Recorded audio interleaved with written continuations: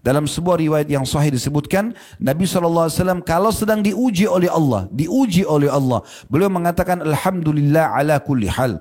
Segala puji bagi Allah atas setiap keadaan. Lagi diuji masih bersyukur. Dan kalau nikmat melimpah beliau mengatakan Alhamdulillahilladzi bi ni'mati tatimmus shalihat. Segala puji bagi Allah yang semua kebaikan tersempurnakan dengan izinnya. Allahu Rabbi wal Islam dini wa Muhammadan Rasulullah.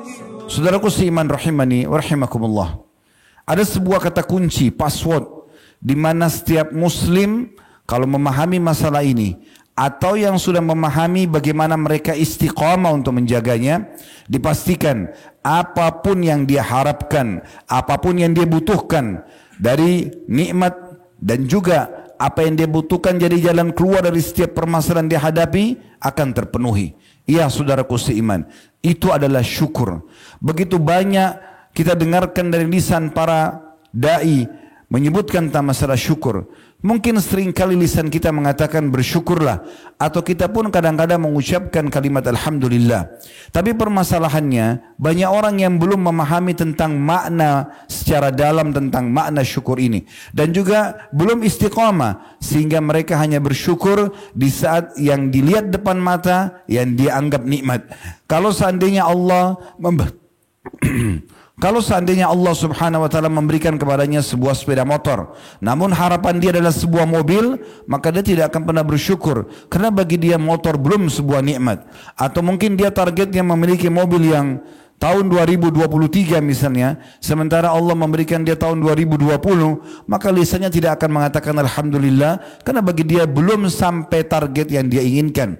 Padahal sebenarnya tidak mungkin nikmat itu bertambah kecuali dengan kata kunci ini, yaitu syukur. Tidak asing lagi firman Allah subhanahu wa ta'ala dalam surah Ibrahim, surah nomor 14 ayat 7, di mana Allah memastikan dan Allah mewajibkan atas dirinya bahwasanya semua orang yang bersyukur pasti akan ditambah dan diberikan semua yang dia butuhkan. Dalam firman-Nya, wa idz ta'azzana rabbukum la in syakartum la azidannakum wa la in kafartum inna azabi lasyadid. Ingatlah ketika Tuhan Muhammad menyeru dan mewajibkan atas dirinya, siapapun yang berterima kasih atau bersyukur pasti akan aku tambah, dan siapapun yang kufur tidak pernah menilai nikmat tersebut sehingga berterima kasih, maka siksaku sangat pedih. Syukur saudaraku seiman dari sisi bahasa disebutkan oleh para ulama adalah as-sana 'alal muhsin bima awlakahu minal ma'ruf. Artinya syukur adalah pujian bagi orang yang memberikan kebajikan atas kebajikan tersebut, sebagaimana disebutkan dalam As-Sihah fil Lugha, bukunya Al-Jauhari. Ibnu Qayyim rahimahullah lebih dalam menjelaskan tentang masalah syukur, sehingga harapannya adalah setiap muslim bisa menerapkan dalam hidupnya. Bukan hanya sekedar lisan yang mengucapkan syukur tersebut, tapi bagaimana dia lebih dalam dari masalah itu sehingga benar-benar bisa mendatangkan hasil dan efek yang diharapkan. Beliau mengatakan asyukur zuhuru athari ni'matillahi ala lisani abdi sana'an wa i'tirafan wa ala qalbihi syuhudan wa mahabbah wa ala jawarihi inqiyadan wa ta'ah. Artinya syukur itu baru bisa mencapai targetnya dan akhirnya mendapatkan apa yang kita harapkan, yaitu menunjukkan adanya nikmat Allah pada diri seorang hamba dengan pujian lisan dan juga pengakuan melalui lisan tersebut. Ditambah lagi adanya persaksian dan kecintaan di dalam hati seorang hamba kepada Tuhan yang telah memberikan nikmat tersebut. Juga disempurnakan dengan pelaksanaan kepatuhan dan ketaatan melalui anggota tubuh. Disebutkan dalam kitab Madarikus Salikin jilid 2 halaman 244. Saudaraku seiman, Allah subhanahu wa ta'ala bukan hanya sekedar menyuruh kita berterima kasih, tapi Allah pun memang memiliki sifat yang mulia ini. Allah sebutkan dalam Al-Quran, dalam surah Asy-Syura, surah nomor 42 ayat 23, Innallaha ghafurun syakur. At-Tabari mengatakan, Dalam terjemahan sungguhnya Allah itu Ghafur dan Syakur, beliau mengatakan menukil perkataan Qatadah rahimahullah, Ghafur adalah maha pengampun terhadap semua dosa sebanyak apapun. Asal hamba tersebut mau kembali kepada Tuhannya akan dimaafkan. Begitu juga dengan Syakur adalah zat yang maha membalas dengan berlipat ganda dengan hanya berterima kasih sedikit saja kepadanya. At-Tabari menyebutkan di jilid 21 halaman 531. Juga dalam firman Allah yang lain dalam surah Taghabun, surah nomor 64 ayat 17, Allah berfirman, Wallahu syakurun halim. Ibnu Katsir mengatakan makna Allah itu adalah zat yang maha syakur dan halim, ialah memberikan balasan kebaikan dengan ganjaran yang melimpah. Jadi walaupun hanya dengan syukur sedikit, maka ganjarannya akan sangat besar. Tafsir Quranul Azim, jilid 8 halaman 141. Allah subhanahu wa ta'ala juga memuji dan memerintahkan para nabi-nabi dan rasulnya agar selalu bersyukur. Contoh misalnya tentang Nabi Nuh alaihissalam disebutkan dalam surah Isra, surah nomor 17 ayat 3. Dzurriyyatan man hamalna ma'a Nuh innahu kana 'abdan syakura. Sesungguhnya keturunan manusia yang telah kami bawa bersama Nuh, maksudnya di kapal Nuh, sesungguhnya Nuh itu adalah seorang hamba yang selalu bersyukur.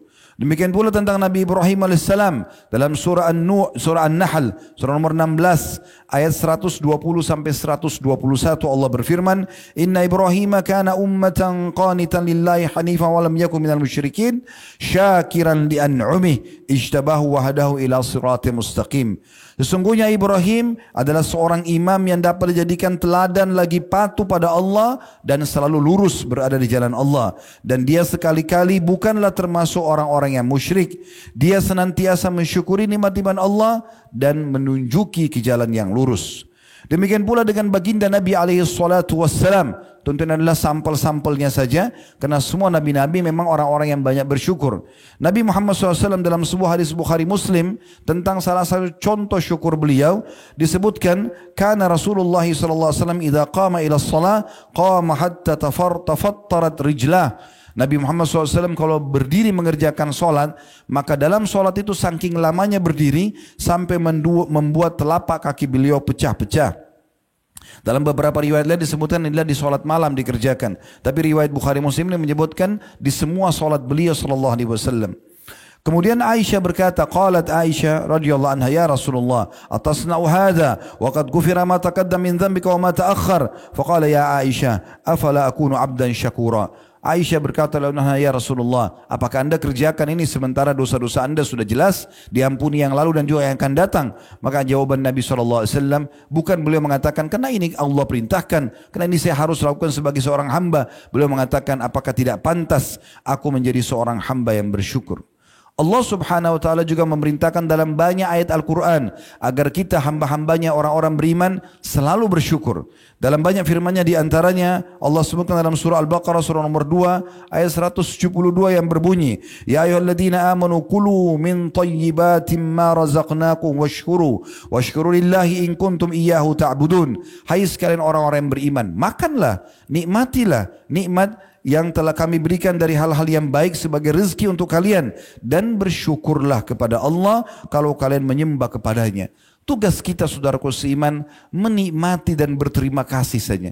Kalau lapar, kita tinggal mencari makanan yang kita inginkan sesuai dengan kemampuan kita, nikmatin dengan lidah kita, menikmati gurihnya, manisnya, ya asinnya dan seterusnya. Kemudian setelah itu kita bersyukur kepada Allah SWT. Tidak lebih daripada itu. Makanan tersebut kalau sudah lewat ukuran sepertiga dari jari kita pun di tenggorokan, kita sudah tidak pernah punya andil dalam makanan tersebut. Semuanya sudah teratur rapi. Ibarat tubuh kita ini sebuah pabrik yang sangat besar, memiliki jutaan lift yang sudah akan membawa komponen-komponen makan tersebut yang dibutuhkan oleh tubuh sebagai nutrisi dan juga yang tidak dibutuhkan sebagai kotoran yang akan dibuang oleh manusia. Demikian pula dalam firman Allah subhanahu wa ta'ala yang sangat masyhur dalam surah Al-Baqarah surah nomor 2 ayat 152, fadhkuruni azkurkum washkuruli wala takfurun. Selalulah ingat kepadaku kata Allah, dan selalulah berterima kasih bersyukur kepadaku, dan jangan pernah kalian kufur. Makna kufur adalah memungkiri nikmat Allah subhanahu wa ta'ala atau mengecilkannya sehingga seakan-akan dia bukan sebuah nikmat. Banyak orang menganggap bahwasanya sakit itu adalah murni cobaan. Padahal sebagian ulama salaf memandangnya adalah sebuah nikmat yang besar. Karena dengan sakit dia bisa memahami makna kesehatan itu. Begitu juga dengan lapar. Dengan lapar kita bisa merasakan nikmatnya makanan tersebut. Kalau orang sudah kenyang, dihidangkan makanan seenak apapun, dia tidak akan merasakan kenikmatannya. Ternyata lapar bukan cuma sekedar murni sebuah cobaan, tapi juga langkah untuk bisa menikmati nikmat yang sedang ada sehingga kita bersyukur. Demikian juga dengan haus, demikian juga dengan capek. Semuanya itu adalah sebuah langkah-langkah dan upaya dari Allah Subhanahu wa taala agar hambanya bersyukur kepadanya. Demikian juga Allah Subhanahu wa taala menyebutkan dalam surah Az-Zumar, surah nomor 39 ayat 7, "Wa in tashkuru yardahu lakum." Kalau kalian berterima kasih maka dia akan ridha kepada kalian. Makna Allah ridha, Allah akan penuhi semua kebutuhan kalian. Allah akan maafkan kesalahan kalian. Allah akan berikan solusi dari masalah-masalah kalian. Allah juga menyebutkan dalam surah An-Nahl surah nomor 16 ayat 78, "Wallahu akhrajakum min butuni ummahatikum la ta'lamuna syai'a wa ja'ala lakumus sam'a wal absara wal af'idata la'allakum tashkurun." Allah lah satu-satunya yang telah membuat kalian lahir keluar dari perut ibu kalian, sementara kalian tidak mengetahui apa-apa, dan dialah yang telah menjadikan untuk kalian pendengaran, penglihatan dan hati nurani agar kalian bersyukur. At-Tabari berkata rahimahullah dalam tafsir surah Al-Imran surah nomor 3 ayat 145 ayat selanjutnya, wasanajis syakirin, dan pasti kami akan berikan balasan yang melimpah bagi orang yang suka bersyukur. Beliau mengatakan maksudnya karena bersyukur Allah akan memberikan kebaikan yang dijanjikan di akhirat dan rezeki yang melimpah di dunia. Tafsir yang diambil dari At-Tabari jilid 7 halaman 263. Kemudian Allah Subhanahu wa taala juga memastikan dalam surah An-Nisa surah nomor 4 ayat 147. Kalau orang bersyukur bukan hanya sekedar diberikan nikmat, tapi akan diselamatkan dari siksaan. Sebagaimana Allah berfirman, "Ma yaf'alullahu bi'adzabikum in syakartum wa amantum." Bagaimana bisa Allah menyiksa kalian sementara kalian masih bersyukur dan beriman? Tidaklah Allah Subhanahu wa taala akan menyiksa kalian, itu maknanya bila kalian bersyukur dan juga beriman. Dan dalam nikmat ini Allah Subhanahu wa taala menyuruh dalam firman-Nya yang lain agar kita selalu menyebut-nyebutnya. Dalam surah Ad-Duha yang masyhur surah nomor 93 ayat 11, "Wa amma bi ni'mati rabbika fahaddits." Dan nikmat-nikmat yang diberikan oleh Rabbmu perbanyaklah menyebutnya. Artinya berterima kasih kepadanya dan juga menyebutnya di depan makhluk bahwasanya ini nikmat Allah yang melimpah diberikan kepadaku. Kita akan sempurnakan teman-teman sekalian, saudaraku seiman, khutbah ini dengan cara bersyukur. Ini yang poin terpenting dalam masalah khutbah Jumat ini, agar setiap orang di antara kita bubar dari khutbah Jumat ini dan membawa hadiah penting ini, bahwasanya syukur itu seperti ini caranya, bukan hanya sekedar lisan. Tadi sudah dijelaskan perkataan Ibnu Qayyim rahimahullah, tapi ada beberapa hal yang akan kita susunkan poin demi poin. Semoga Allah ikhlaskannya dan Allah jadikan sebagai pegangan hidup kita. Yang pertama teman-teman sekalian, mensyukuri dengan lisan. Ini yang paling sering kita ketahui tentunya, yang paling dasar. Lisan selalu alhamdulillah. Dalam sebuah riwayat yang sahih disebutkan, Nabi SAW kalau sedang diuji oleh Allah, beliau mengatakan alhamdulillah ala kulli hal. Segala puji bagi Allah atas setiap keadaan. Lagi diuji masih bersyukur. Dan kalau nikmat melimpah beliau mengatakan alhamdulillahilladzi bi ni'mati tatimmus shalihat. Segala puji bagi Allah yang semua kebaikan tersempurnakan dengan izinnya. Juga dalam sebuah riwayat yang sahih disebutkan, kata Nabi SAW, man qala hina yusbih, siapa yang membaca pada saat tiba di pagi hari, Allahumma ma asbaha bi min ni'matin au bi ahadin min khalqika faminka wahdaka la syarika lak falakal hamdu wa lakas syukur faqad adda syukra yaumihi wa man qala hina yumsi faqad adda syukra lailatihi. Hadis hasan diriwayatkan oleh Abu Daud.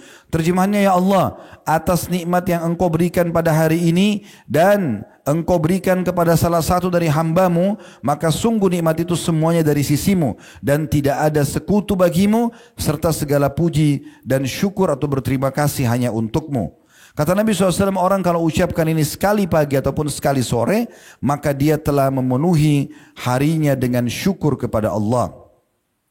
Yang kedua, saudaraku seiman, menggunakan nikmat itu pada ketaatan Ini poin sangat penting. Bagaimana mata yang Allah berikan sehingga kita bisa melihat digunakan untuk melihat yang Allah halalkan. Telinga mendengar yang Allah halalkan. Lisan mengucapkan apa yang Allah bolehkan. Tangan menjama apa yang dibolehkan. Kemaluan juga menyentuh yang dibolehkan. Kaki melangkah kepada tempat yang dibolehkan. Semua kita gunakan dalam ketaatan. Dan bukan termasuk syukur terhadap nikmat. Orang mengatakan dengan lisannya Alhamdulillah, tapi tubuhnya melakukan kemaksiatan kepada Allah Subhanahu wa ta'ala. Tentu teman-teman sekalian, di saat kita sedang mempelajari hal seperti ini, kita sedang berbicara hari ini, detik ini ke depan. Setiap pengajian, khutbah yang disampaikan, maka sedang memberikan peringatan di saat itu. Tujuannya untuk memperbaiki ke depan. Kita bukan sedang berbicara sesuatu yang lalu. Kalau ada seseorang antara kita di sini yang hadir, mungkin pernah menggunakan anggota tubuhnya dalam kemaksiatan, dia tinggal taubat nasuha kepada Allah SWT. Tapi yang penting adalah setelah mendengarkan poin ini, ilmu ini diterapkan ke depannya, sehingga tidak lagi menggunakan anggota tubuhnya dalam kemaksiatan kepada Allah Subhanahu wa taala.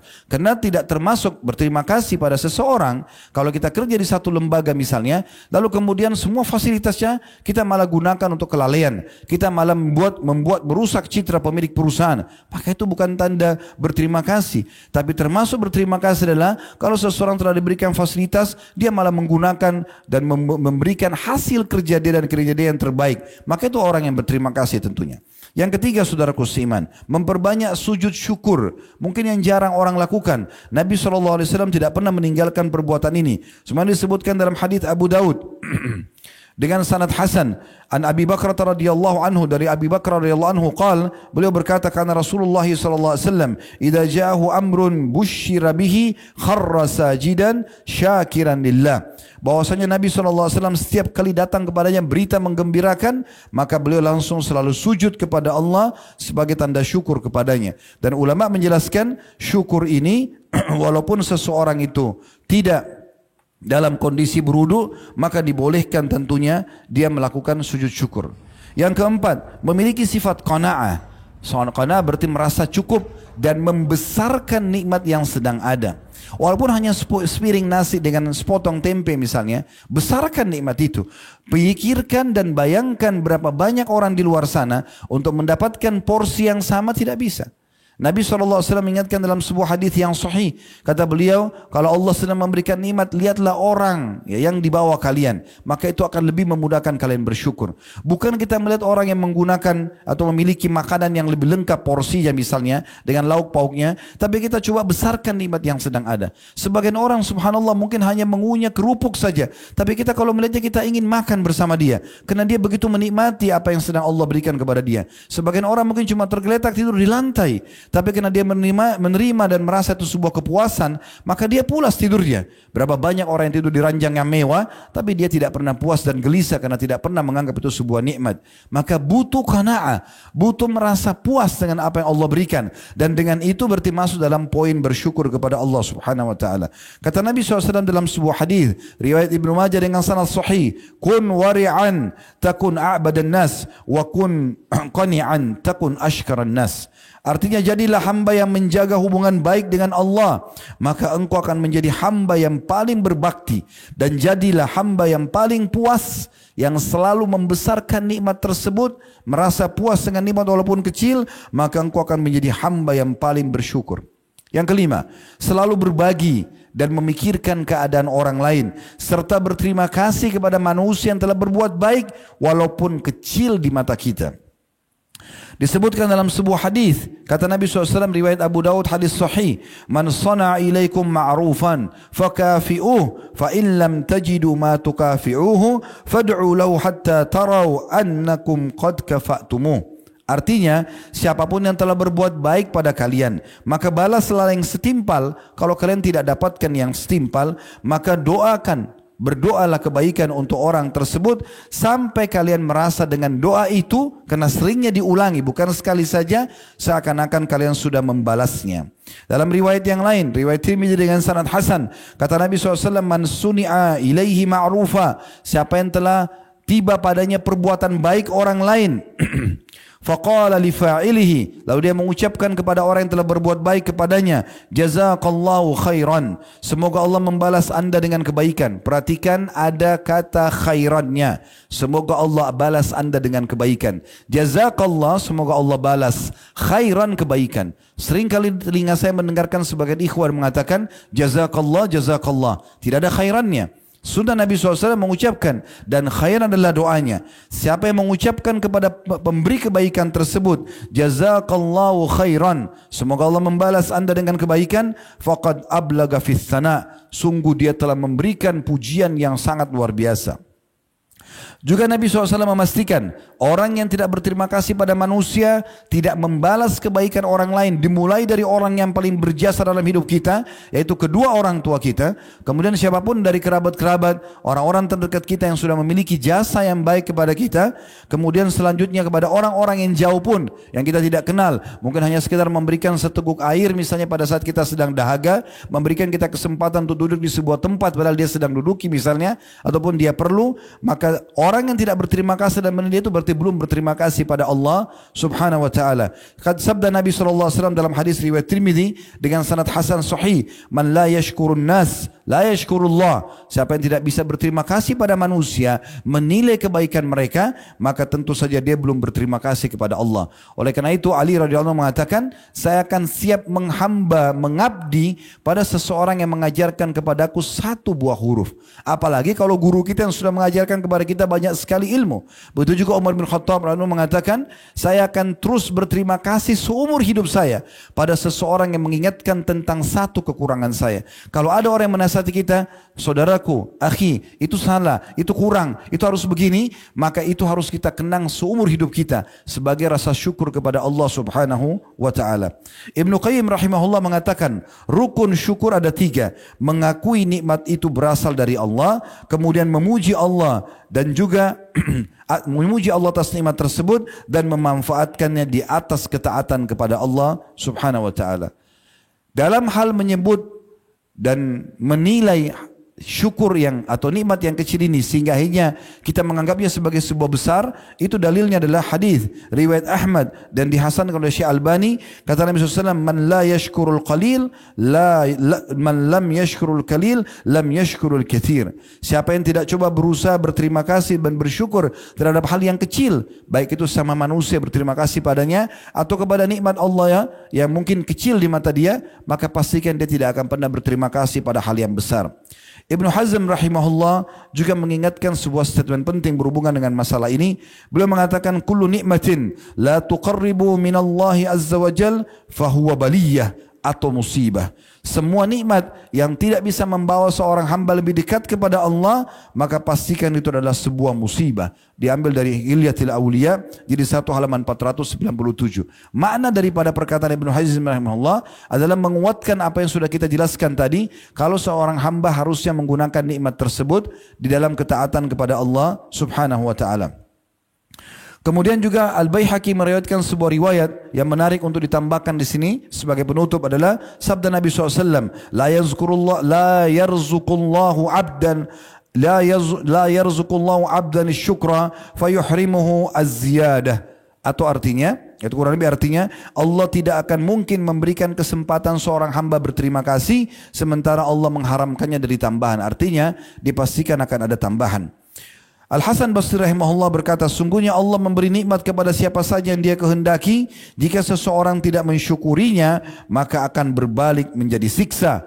Bahkan ya, Nabi SAW mengatakan dalam sebuah hadis yang sahih, kalau engkau melihat nikmat Allah melimpah pada seorang hamba yang melakukan kemaksiatan, ketahuilah itu adalah salah satu tahapan siksaan. Dan hati-hati teman-teman sekalian, dari banyaknya rezeki yang tertahan dari Allah Subhanahu wa taala tidak diberikan kepada seorang hamba justru karena dosa yang dia lakukan. Oleh karena itu jangan pernah gunakan nikmat dalam kemaksiatan kepada Allah. Sebagaimana hadis riwayat Ibnu Majah, kata Nabi SAW, wa inna rajula la yahrumur rizqa bidzambi yusibu. Sesungguhnya seseorang bisa saja terharamkan dari rezeki yang harusnya dia dapatkan karena dosa yang dia lakukan. Aqulu qauli hadza, saya sudah mengucapkan perkataan ini, wa astaghfirullah li wa lakum, dan saya beristighfar kepada Allah dan ngajak jamaah istighfar kepada Allah. Fastaghfiruhu innahu wal ghafurur rahim. Beristighfar kepada Dia karena Dia Maha Pengampun juga Maha Pengasih. Alhamdulillah, wassalatu wassalamu ala rasulillah. Segala puji dan puja kehadirat Allah subhanahu wa ta'ala, juga salawat dan taslim kepada Nabi besar Muhammad sallallahu alaihi wa ala alihi wa sahbihi wasallam. Hari Jumat adalah hari yang mulia, di mana Allah subhanahu wa ta'ala menjadikannya sebagai hari pilihan bagi umat Islam. Sebagaimana Nabi SAW mengatakan, sesungguhnya kita atau kami diberikan petunjuk dengan hari Jumat tersebut, dan Allah menutupinya dari kaum Yahudi dan kaum Nasrani. Hari ini adalah hari raya, dan bagaimana Allah subhanahu wa ta'ala juga menghususkan waktu mustajab di hari Jumat ini. Di antaranya adalah pada saat khatib sedang duduk dan sampai selesainya khutbah kedua, atau sampai selesainya khutbah, dan juga selepas asar sampai terbenam matahari. Oleh karena itu jangan sia-siakan waktu ini untuk berdoa kepada Allah subhanahu wa ta'ala. Semoga Allah ijabah. Alhamdulillahirabbil alamin. Kami memuji-Mu ya Allah, Tuhan alam semesta, sebagaimana layak Kau dipuji sebagai pencipta, dan kami memuji-Mu sampai Kau menerima puji-pujian kami ini sebagai tambahan amal soleh kami. Serta juga kami mengucapkan salam hormat kami kepada utusan-Mu Nabi Muhammad sallallahu alaihi wasallam, di mana Engkau telah perintahkan kepada kami untuk mengucapkannya. Ya Allah, kami tidak berkumpul di salah satu tempat yang mulia ini, salah satu rumah-Mu ya Allah, kecuali karena kami ingin menjalankan yang telah Engkau wajibkan kepada kami, yaitu salat Jumat dan mendengarkan khutbah tentunya. Ya Allah, terimalah ini sebagai pahala atau amal soleh yang berpahala sempurna, serta terimalah seluruh amal-amal soleh yang pernah kami kerjakan, yang sedang kami kerjakan, yang akan kami kerjakan sampai menjelang ajal datang nanti dengan pahala yang sempurna. Ya Allah, ampunilah dosa-dosa kami, dosa kedua orang tua kami, seluruh kerabat kami, seluruh orang-orang yang kami kenal ataupun yang kami tidak kenal dari muslimin dan muslimat, mukminin dan mukminat yang hidup dan juga yang sudah meninggal. Ya Allah, jadikan negara kami Indonesia negara yang aman, tentram, damai, seluruh umat Islam di bawah naungan ukhuwah Islamiyah. Dalam hal ibadah kembalikan mereka kepada Al-Quran dan Sunnah. Dan ya Allah, berilah petunjuk para pemimpin kami agar mereka menjalankan amanah dengan baik. Berikanlah balasan sebaik-baiknya atas apa yang telah mereka berikan untuk kami dan untuk negara ini. Serta juga ya Allah, maafkanlah kesalahan-kesalahan mereka. Serta ya Allah, berikanlah kami kesempatan sebagai masyarakat untuk bergotong royong dan selalu mendoakan kebaikan kepada para pemimpin kami, dan selalu bekerja sama agar menenteramkan, memakmurkan negeri kami, dan jadikan negeri kami sebagai negara contoh bagi negara-negara yang lain. Tolonglah saudara-saudara kami di Palestina, di Syria, di Yaman, di Irak, dimanapun mereka yang sedang tertindas, ikhlaskan niat mereka, terima para syuhada mereka, mulakan Islam di tangan kami dan tangan mereka semua, serta ikut sertakan kami bersama mereka di pahala, baik dengan doa, dengan harta, juga dengan jiwa kami. Dan ya Allah, berikanlah kami semua kebaikan di dunia yang kami butuhkan. Rabbana atina fid dunya hasanah, dan berikanlah kami semua kebaikan di akhirat. Wa fil akhirati hasanah, dan selamatkan kami dari api neraka. Wa qina adzabannar wa adkhilnal jannata ma'al abrar, dan masukkanlah kami ke dalam surga bersama orang-orang yang patuh. Ya Aziz ya Ghafar, ya Tuhan yang Maha Mulia dan juga Maha Pengampun, ya Rabbal Alamin. Sallallahu nabiyana Muhammadin walhamdulillahi rabbil alamin. Inna Allah ya'muru bil adli wal ihsani wa ita'i dzil qurba. Sungguhnya Allah selalu memerintahkan kita berbuat kebaikan, keadilan, dan berbuat baik kepada sanak kerabat. Wa yanha 'anil fahsya'i wal munkari wal baghi, dan Allah melarang perbuatan keji, perbuatan munkar, dan perbuatan pembangkangan. Ya'idukum la'allakum tadhakkarun. Itulah peringatan dari Allah, maka jadikan sebagai prinsip hidup kalian. Fadhkurullahal 'azima yadhkurkum. Ingatlah Allah, maka Allah akan ingat kepada kalian. Washkuruhu 'ala ni'ami yazidkum. Syukuri nikmat dia pasti akan tambah. Wa dzikrullahi akbar. Mengingat Allah adalah amal yang paling besar. Wa aqimis shalah, dan dirikanlah salat.